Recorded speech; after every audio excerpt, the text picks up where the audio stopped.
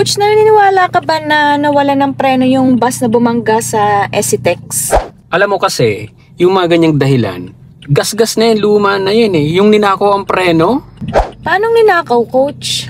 O di ba sinabi mo na wala? O di ninakaw?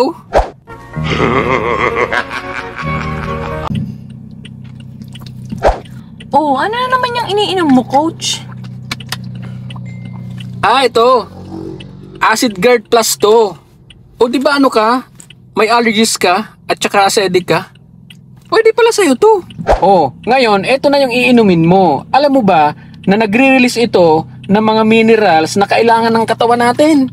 Alam mo ba kung anong minerals? Sodium, potassium, magnesium, calcium. Pag uminom ka nito, mawawala ang mga allergies mo at saka yung acidic mo, mawawala yan. Kaya inumin mo na to. Effective ba to? O ano naman tong mga bato-batong nakalagay dito sa loob? Ito. White stone to. Bato yan. Bato talaga yan.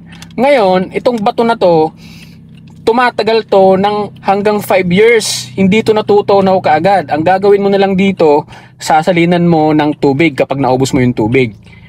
Tapos magiging alkaline na ang tubig na to. Kasi yung mga iniinom natin, yung mga tubig na purified water, acidic pala yun. So para maging alkaline yun, ito na lang inumin mo. Ayan, sa'yo na yan. Magkano naman to, Coach? Gusto ko kasi may sarili akong akin ito eh.